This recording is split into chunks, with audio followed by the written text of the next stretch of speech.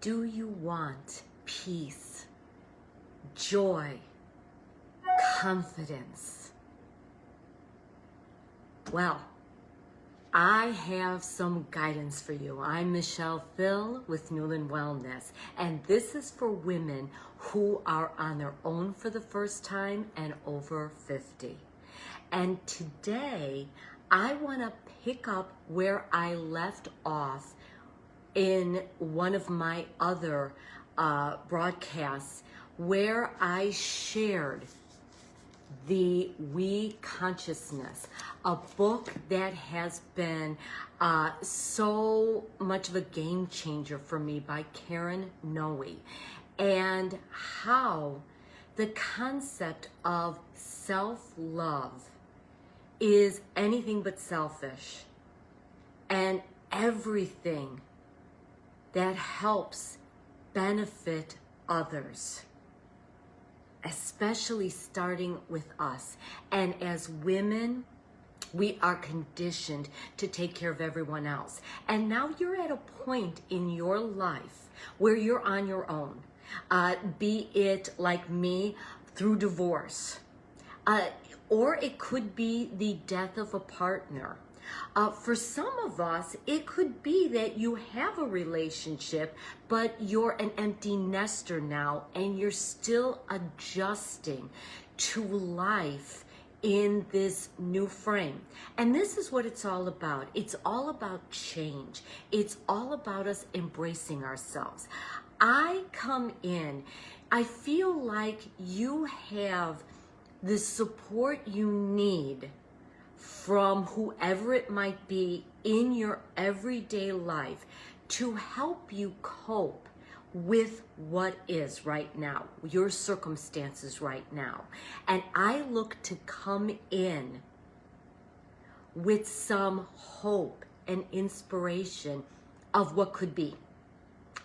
What is the next steps? How to live a new way to be now? Who are you meant to be in this time in your life? What is being called for you, and how do you tap into that? And that brings everything to do with having more peace, especially if your world right now doesn't feel peaceful. And the world right now doesn't seem peaceful. We can't control what's happening on the outside. We can control ourselves, how we choose to respond and react, the meaning we give to what's happening out there. And when we do, not only do we find that peace, we find joy. I feel like happiness is based on events and circumstances and people and situations. I'm talking about joy. Joy that comes within, even in those challenging moments. Just tapping in to the joy and the peace that everything ultimately will work itself out and be okay. Even though you may not know how, may not even seem like it's how. And it brings more confidence, because when you're more peaceful and joyful, when you're focusing on that self-love, you do boost your confidence level, because you have an inner knowing, an inner understanding. Even if on the outside it doesn't totally make sense yet. Can you resonate? Do you get where I'm going with this? So I shared last time about this book, and I shared there's 12 advantages to self-love. I gave the first 6, and I asked for you, I invited you to spend some time with each one of them. Apply them. Notice what you're noticing. Did you find it was eye-opening for you and that it was something that you could easily adapt to? Or did you find there was resistance?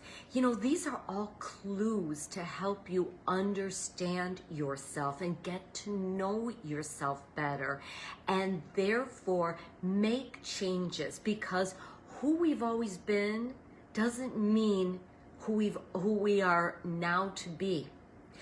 We can rewire the brain and think new thoughts. That's neuroplasticity. That's science-based.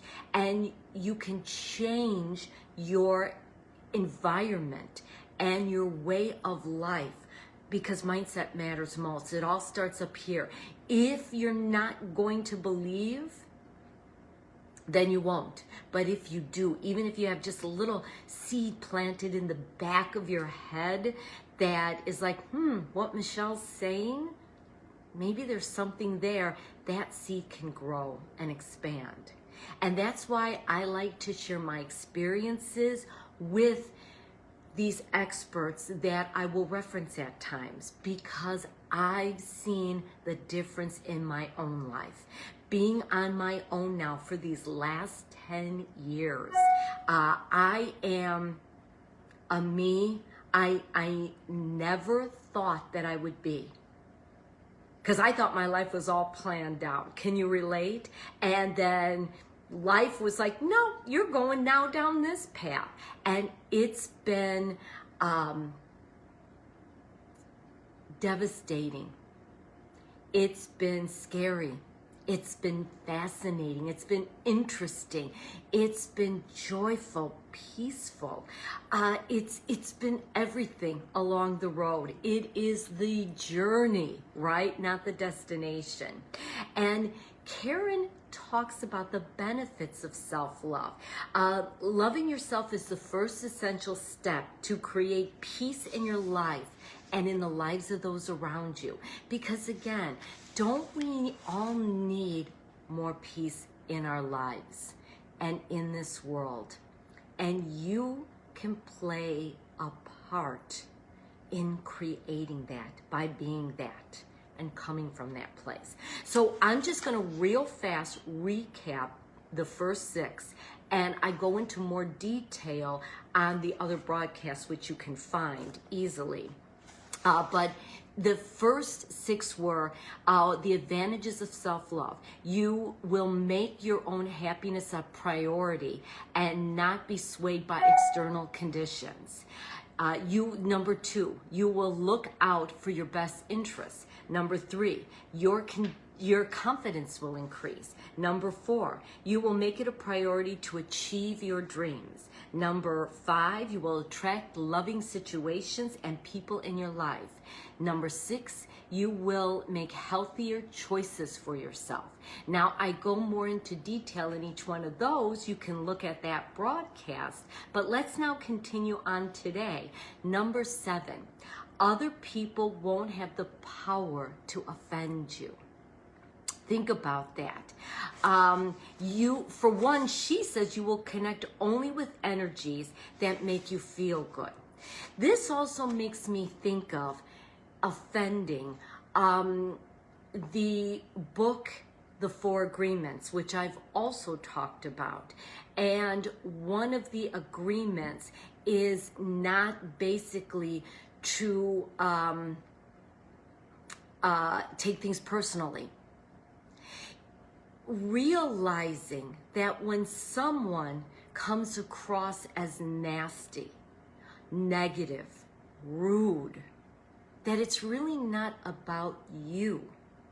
It's about them and what's going on in their lives.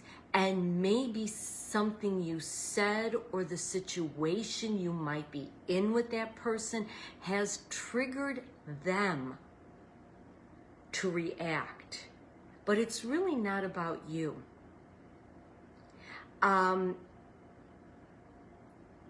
with that in mind, having that understanding to not take it personally, to not be offended.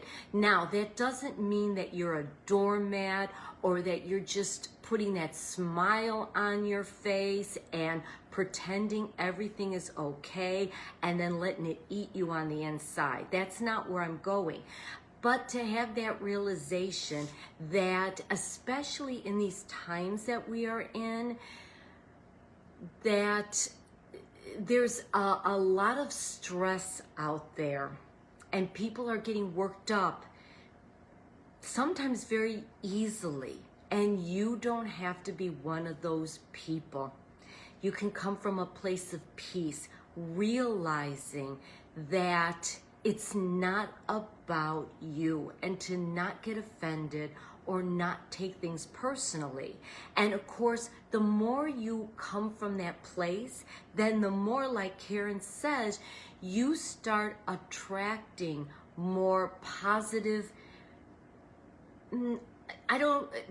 conversations. I was going to say people, but let's say conversations, where somebody may start out saying something and then start kind of changing it a bit or backing off a bit or realizing, because the frequency, you're raising the bar on the frequency level. And since I work with the public, I see that in action as I've applied things. And I've had at times patients who I know it's not about me. They're just not in a good place. And sometimes they'll end up saying that, I'm sorry, it's one of those days, or I'm tired, or I need to eat, or whatever. And the backpedaling goes because I'm not engaging in what's happening. And therefore, they can find some peace too, maybe in that moment, maybe a little later on when they think back to what happened, and grow from there. The next one is number 8. You will be happy for others instead of resenting them or being jealous of them, I'll add. And this is another one too. How many of us, especially on social media, so many people are out there sharing how fabulous their lives are, or you might see different stars or whatever, and there's that jealousy that goes on, you know, that you're not happy for them. Why them? Why not me? When is it my turn? You know when it's your turn? When you start realizing that by celebrating, even just in your own mind, someone else's success elevates you in your success level. I heard Gabby Bernstein talk about this. She said, you know, when she was trying to conceive her son, she was having a very hard time getting pregnant. And she kept seeing, you know, all these pregnant ladies and all these mothers with babies. And instead of getting upset, I mean, that's the human, of course, right? Of course we're going to be upset by this stuff, right? We're only human, and you want something so much and it's not happening, and you see others having it and it's aggravating. But she said she started to look at it as driftwood. And if I'm not mistaken, she said driftwood is a term she got from Abraham Hicks, Esther Hicks. So see, we're all messengers. We're all messengers of messengers of messengers with one message.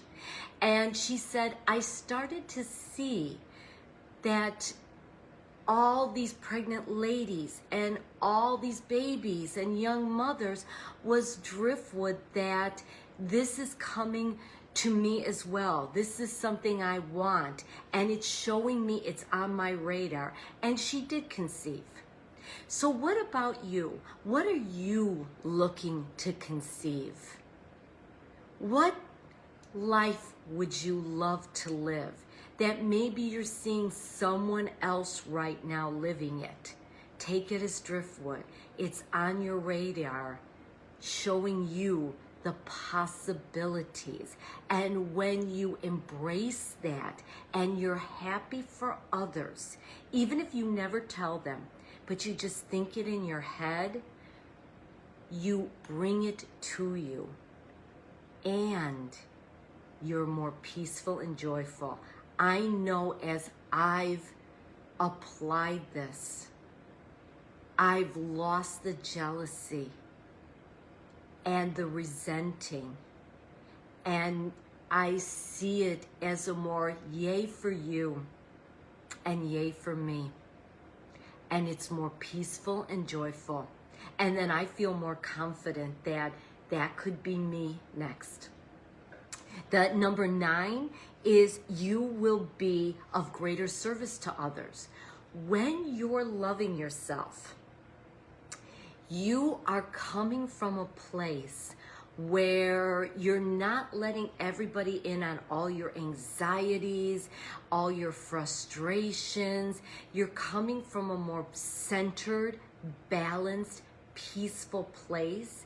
You present and project yourself that way, and others see that, and it benefits them.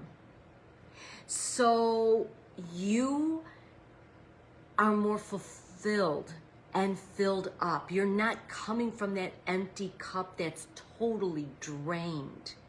So by loving yourself, you're taking better care of yourself. You're getting that sleep. You're resting. You're eating healthier. You're using stress management tools. All the things that I've talked about, and you're more centered, where you don't look at having to do something as an obligation, but it turns into something you want to do to actually help someone. And that's such a different place, right?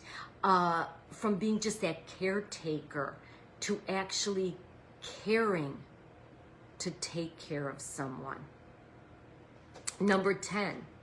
You will create your own positive situations and understand that you are not a victim.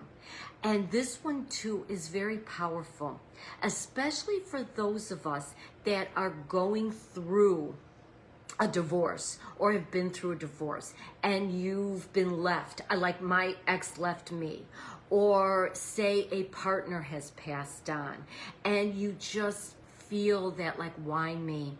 And you kind of feel that victim mode. And instead, to rise above and realize everything happens for a reason. And if we look at it for our growth and evolution, that life is not happening to us. Though I get it, it feels like it does, right? It feels like life is happening to us, but it's actually for us if we choose to view it that way. And when I started looking at my ex leaving as what's in it for me, and I really dug in deep, and I really soul searched, and I really spoke the truth to myself, I realized, obviously he wasn't happy, right? But neither was I.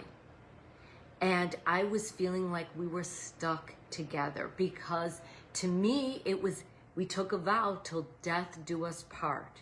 And we could have continued to live unhappily ever after. And him leaving, actually, as devastating and as scary as it was, because I had never ever lived on my own or had to support myself, I realized it was a gift, and that I would be okay because I had my back. And I left that victimhood and moved into a victorship, if you will. Number 11. And I want you to think about that. What's going on in your life before I go on to number 11? look at it from a new view. I love the quote from Wayne Dyer. When you change the way you look at things, the things you look at change. That quote was and continues to be a mantra for me. How can I view this differently to help myself? Because holding all that anger, feeling like a victim, and having the resentment towards my ex, staying stuck in that energy wasn't good for me and my health, wasn't good for my kids, wasn't good for anyone. But when I could rise above, I benefited, my kids did, and all those around me. So think about that. Number 11, now to number 11. I'm ready.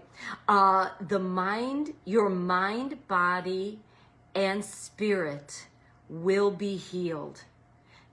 Because again, you're finding the peace. I'm not saying ignore the pain. Feel the pain, but don't stay stuck there. And you'll also, as you're loving yourself and taking care of yourself, doing healthier things for yourself. You know, like I said, getting the rest, she mentions it here too. It's manifesting a healthier body. The rest you need, the fuel you need, the stress management tools that you need, from deep breathing to meditation to walks in nature to finding what brings you joy each day. Finding joy, not waiting for the weekend, waiting for a vacation or a day off, but every day tapping into what brings you joy. Like for me, it's going for a walk, no matter how cold, in the sun. I just connect.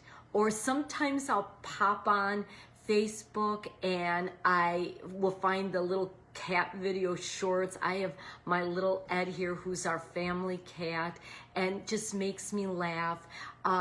Putting on a song that lights me up, maybe from my childhood, and then next thing you know it, I'm kind of reminiscing, all that kind of stuff.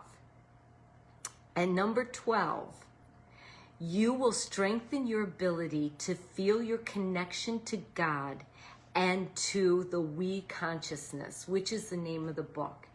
And maybe if God is not a word that resonates with you, maybe it's Buddha or Allah or the universe, whatever it might be, it's tapping into a higher power, a power that's not only around us, but within us, that we are all part of the creation. We're all a droplet of water from that ocean. And the more we connect to that, to me, the more peaceful I am. How about you? The more I feel the joy. And I feel that confidence, because it isn't just me against the world. It's we making this place a better place to live in each and every day. And it's not about being perfect. I'm not going to sit here and say, I have it, and one day you will be enlightened like me. No. It's a process and a practice. And there are days where I'm going my old way and I catch myself, maybe sometimes a little too late, and then I reflect back. What would I have done differently? Is there anything I need to do now to change things? Or do I just note this for the future? You know, I once heard Dean Graziosi, and again, see, when you follow me, you hear all about all the different people that I've followed over the years. I'm like your one-stop shop. Dean Graziosi, who is a business marketer, he works a lot with Tony Robbins. He has talked about, and I love this, who are you when nobody's looking? You know, when I'm at work, for the most part, because again, I have my moments, but for the most part, I think to myself, as I'm communicating with others, dealing with the public, if you will, connecting, let's put it that way, connecting with the public. What if somebody were just over my shoulder watching my every move? You know, a loved one, say my kids were just sitting behind me. You know, I want to make them proud. How can I go that extra level? How can I just put a smile on someone's face? So, you know, coming from that place of who are you when nobody's looking? You know, I feel like not only who am I when I'm home by myself, am I doing my best to walk my talk and eat healthy and rest and meditate and sleep and all of that, but when I'm out in public, when I'm not being graded, if you will, by somebody, right? But am I being that best version of myself that I can be? And sometimes I'm not. And I catch myself. And I note it. I notice it. Notice what you're noticing, as Mary Morrissey would say. And then I think, well, what would I do differently next time? So who are you when no one's looking? Who do you desire to be now at this stage of your life when you're learning about yourself, when you're rediscovering yourself, where you're reinventing yourself and you're figuring out you at this stage? So again, self-love makes such a difference on this journey. And if you don't take care of you, who will? And I do feel like when you take care of you, everything else starts falling into place. I see that in my own life. And I encourage and invite you to join me on the journey so that you too can see the benefits of all of this. So I thank you for spending some time with me, and I will be back with you. Until then, be well.